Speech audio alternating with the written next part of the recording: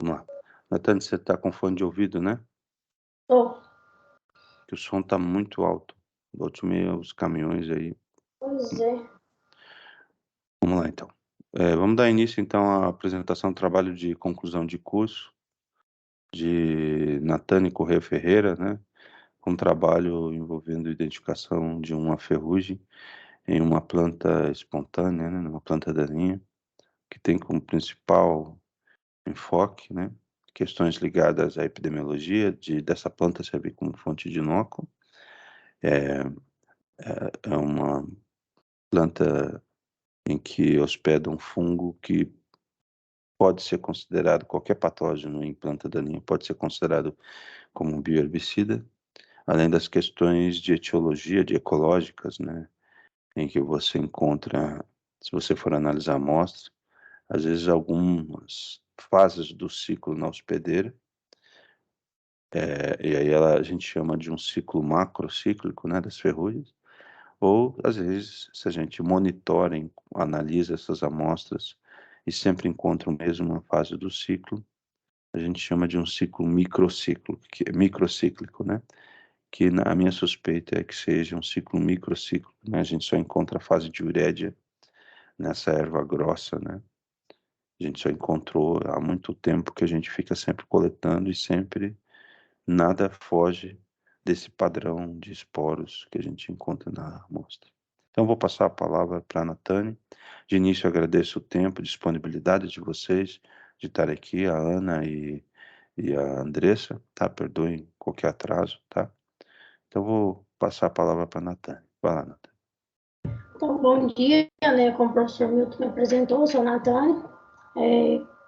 Eu sou aluna aqui do curso do Bacharelado em Agronomia do Instituto e eu vou apresentar o trabalho de conclusão de curso.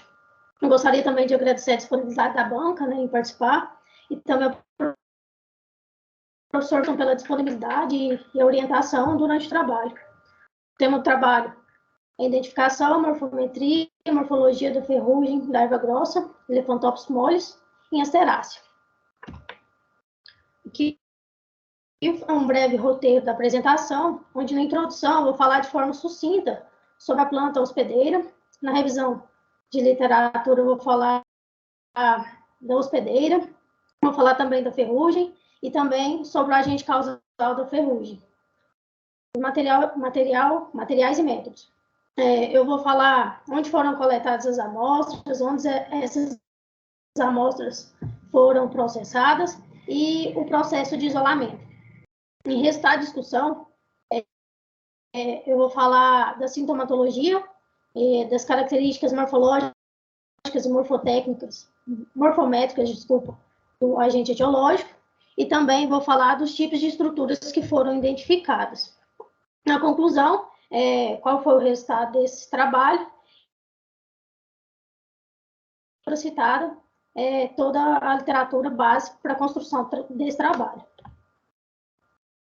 Então, a erva grossa, eu não sei, eu não estou vendo a tela e a apresentação do trabalho. Não sei se para mim.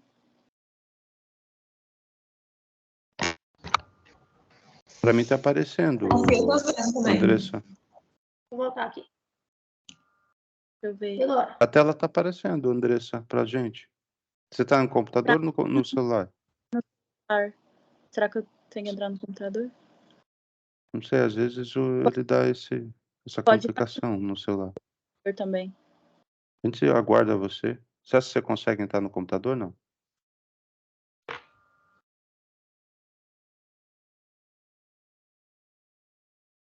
Eu vou copiar aqui o endereço, o link e jogar no teu WhatsApp. Deixa eu ver se eu acho aqui o link. Eu tenho ele no e-mail, já vou entrar aqui. É porque eu entrei pelo celular, que a câmera do computador é muito ruim. Tá. Mas se quiser, pode continuar. Qualquer coisa, Andressa, você pode cortar o vídeo. Depois, quando você for falar, você vê. Depois você só fala também. Não tem problema se você cortar o vídeo, tá bom? Do computador. Tá bom. Certinho. Pode continuar? Pode. Então tá bom. Então, Pode então.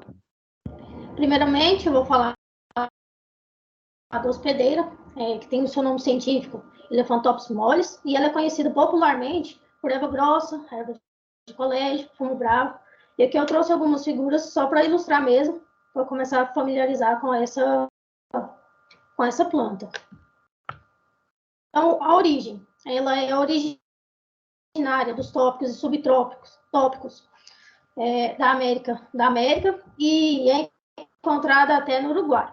Aqui no Brasil, a gente encontra várias outras espécies. Eu trouxe aqui um exemplo, a Elephantops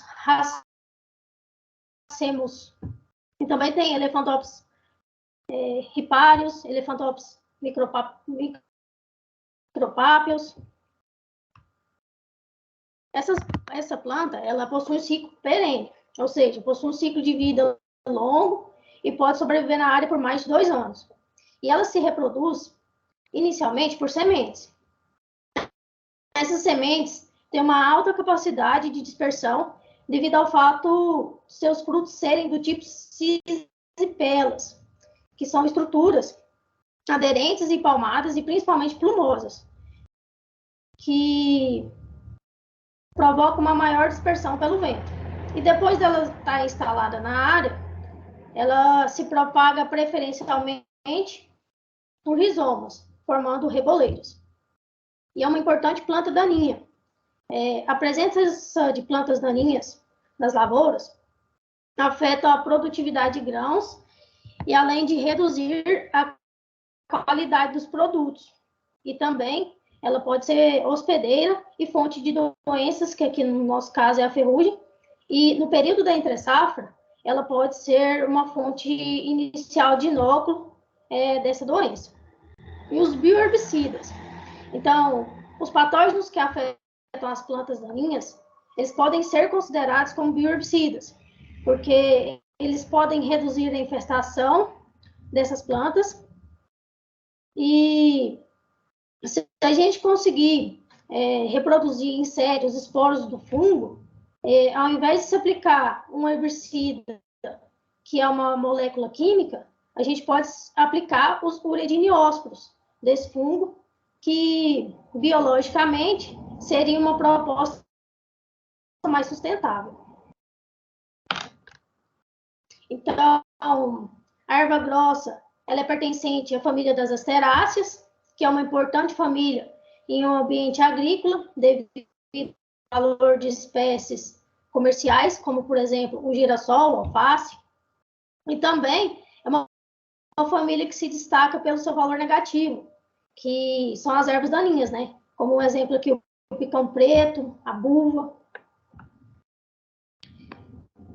Essa planta é uma planta herbácea. Plantas herbáceas são plantas que possuem caule flexível, possuem um ciclo de vida mais curto, diferente de árvores, né? E são normalmente rasteiras.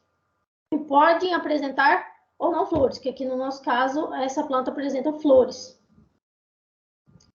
E as folhas, elas são cotiledonares, subcarnosas, sésseis, ovaladas e verde claros. Então, a ferrugem, né, é uma das maiores ordens naturais de fungo. E como são parasitas obrigatórios, apresentam uma grande especificidade em relação aos seus hospedeiros. Pode causar sérias perdas em plantios comerciais por interferir com a fisiologia do hospedeiro, reduzindo a produtividade. Um exemplo que eu trouxe foi a ferrugem do trigo, que foi considerada uma das doenças mais graves para a agricultura na antiguidade, sendo responsável pela fome em consequência da falta da produção de pão. A ferrugem é pertencente à família de fungos Fucsinácea, da ordem Uredinalis, da classe Teleomycetes, do filo Basidiomycota.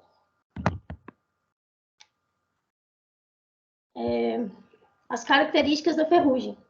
Ela pode produzir 5 esporos morfologicamente e funcionalmente distintos durante seu ciclo de vida. Muitas espécies requerem de 2 hospedeiros. Filogeneticamente, relacionados para completar o seu ciclo de vida. Mas algumas outras espécies, elas podem completar o seu ciclo de vida com apenas um hospedeiro, que é o chamado de ciclo de vida autotrófico. Elas são consideradas parasitas obrigatórios, que são organismos, né, que obtêm os recursos através de outros vários indivíduos, hospedeiros, provocando aí danos e reduzindo a aptidão, ou levando sem morte imediata, né? Então, a ornamentação da superfície dos esporos é crucial para caracterizar o gênero da espécie. E, além disso, o arranjo e o número de esporos germinativos dos urediniósporos são características da espécie. Em alguns casos, eles podem ser indistintos ou indistinguíveis, especialmente em urediniósporos claros ou de parede levemente pigmentada. Então, o gênero Coleosporium são fungos heteróicos, macrocíclicos, da família Coleosporiaceae, possuem estádios uredinial e terial, igual o professor Milton disse no começo, né? Nossa, aqui a gente observou apenas o estádio uredinial. Infectam membros das famílias das asteráceas e é um gênero monofilético. Nessa imagem aqui, nessa figura, desculpa, eu estou mostrando, nós podemos observar o ciclo biológico da ferrugem do café, que é só para exemplificar mesmo esse ciclo. Na face inferior da folha aqui, nós temos a germinação do urediniósporos, que através dos austórios ele consegue colonizar a célula da planta, e depois disso há uma produção de urediniósporos, que vai produzir nova pústula e um novo ciclo, e aí vai ficando esse ciclo aqui da ferrugem. Então, o objetivo do trabalho foi caracterizar de forma morfológica e morfometricamente a ferrugem da erva grossa causada por Coleosporium elephantopetus. Então, as amostras elas foram coletadas na cidade de Urutaí e de Hidrolândia e foram levadas ao laboratório de fitopatologia do IF Goiano e foram preparadas lâminas semi-permanentes. Essas lâminas foram feitas utilizando a técnica de pescagem direta e a técnica da fita adesiva. Foi feito um corte histológico entre a área doente e a área saudável, e esses fragmentos foram levados e cortados, né, com uma lâmina de barbear. E os fragmentos foram feitos mais finos possíveis, né? Eles foram levados para uma gota de lactofenol e com bastante cuidado para nenhum fragmento sobrepor o outro.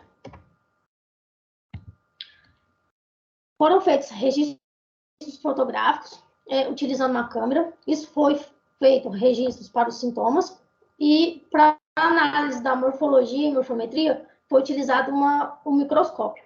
E para a comparação das características e descrição original do táxon. Essa figura aqui para mostrar a variabilidade da superfície dos urediniósporos.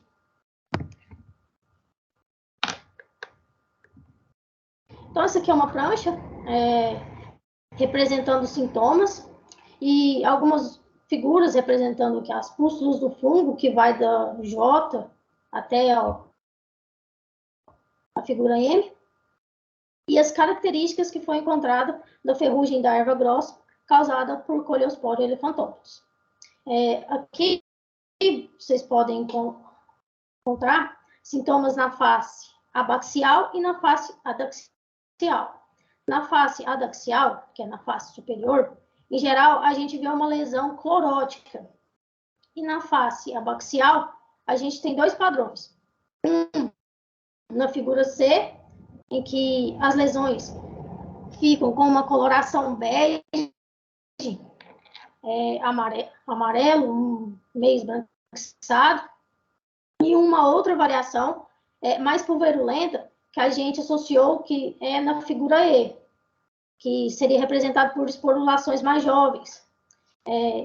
Então, a gente considera que quando apresenta uma lesão em uma folha jovem, as pulverulências têm uma coloração amarelo brilhante, um amarelo mais intenso. E à medida que vai se envelhecendo, os esporos vão se desprendendo e vai havendo a disseminação secundária e os esporos passam a ter uma cor palha. Então, nós temos algumas variações e em detalhes de lupa desses sintomas. Essas pulverulências, embora seja muito grande na face abaxial, na face adaxial também vocês podem encontrar pulverulências amareladas. Podem observar aqui na figura D. E, desculpa, a pústula amarelada e a massa de esporo, você tem uma área aqui que é lesionada, que é representada pela colonização da hifa do fungo no tecido da planta. Na fase adaxial, pústulas mais esbranquiçadas, que é na figura F, que a gente considera uma pústula mais velha.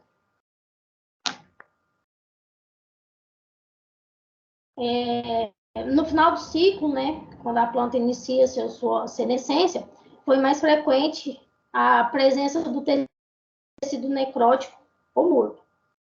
Foi mais predominante uma área do mesófilo com tecido clorótico, e a lesão apresentou uma forma angular, arredondada e irregular.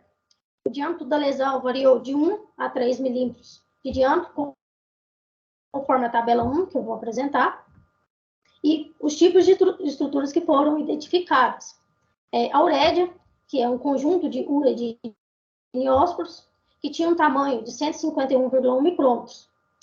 Os urediniósporos apresentou superfície franjada e sua forma era variável, entre ovoide, cilíndrico, ovoide, clavado. E o tamanho dos urediniósporos variou de um valor máximo de 22,7 micrômetros a um valor mínimo de 12,3 micrômetros. E as larguras variaram entre o máximo de 17,8 micrômetros e o mínimo de 9,7 micrômetros, com média de 14,4 micrômetros, conforme a tabela que eu vou apresentar.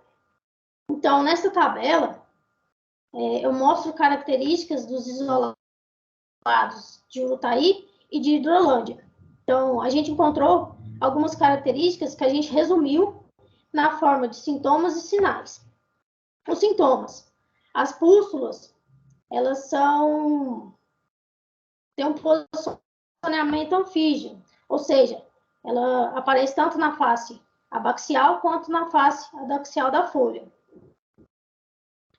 Essas pústulas apresentam uma coloração palha, branca, alaranjada.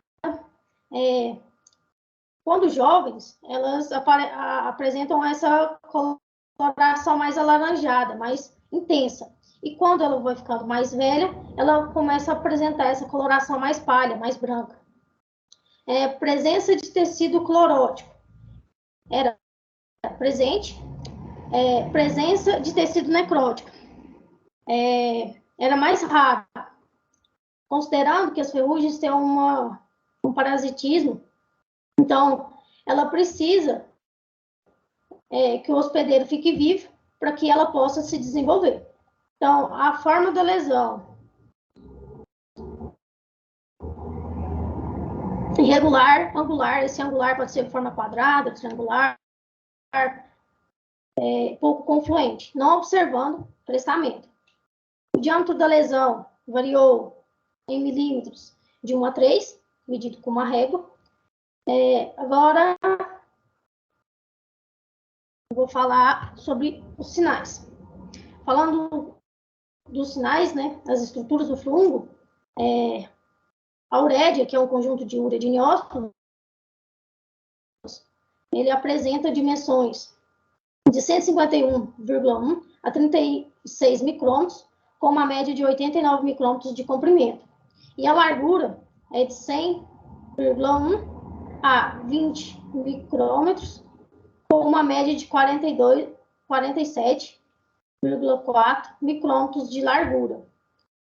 Reparem que o valor da largura é muito próximo ao valor do comprimento, ou seja, é um esporo quase redondo. Agora, na área de infecção, que é uma inovação desse trabalho, que geralmente a gente não observa, a gente cortou um tecido e microscopicamente a gente foi demarcando, como vocês podem observar nessa figura aqui, a gente foi microscopicamente demarcando a área lesionada. E aí a gente chegou a um valor de 7.213,4 micrômetros a 246,9 micrômetros ao quadrado, com uma média aí de área lesionada de 3,198 micrômetros ao quadrado. Os sinais, agora os urediniósporos, a superfície franjada, ela era presente, a forma era ovoide, cilíndrica, oblonga e clavado, e as dimensões em micrômetros também variou entre 22,7 a 12,3, com uma média de 18,2 micrômetros de comprimento, por 17,8 a 9,7, com uma média de 14,4 micrômetros de comprimento.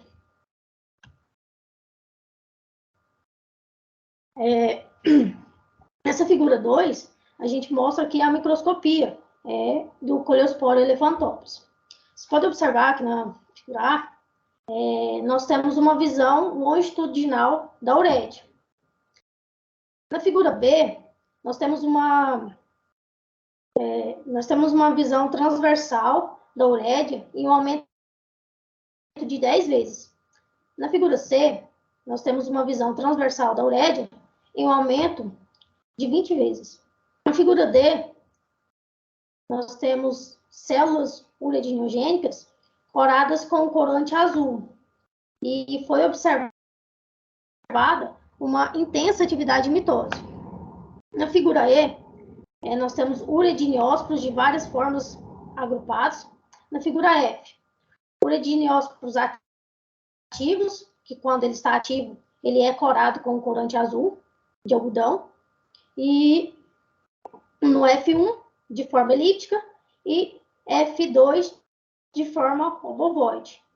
Então, são urediniósporos de parede dupla e franjados. Na figura G, nós temos urediniósporos obovoides. Na H, nós temos urediniósporos cilíndricos. E na I, nós temos urediniósporos cilíndricos com uma bolsa lipídica para germinação. Na J, nós temos urediniósporos esféricos de superfície equinulada. Então, a gente pode concluir, né, a partir das observações das amostras e com base nas características morfológicas e morfométricas, que o agente causal da ferrugem em plantas herbáceas foi identificado como Coleosporium elephantops. A literatura base do trabalho. E obrigada a todos pela atenção. Obrigado, Natânia. Então,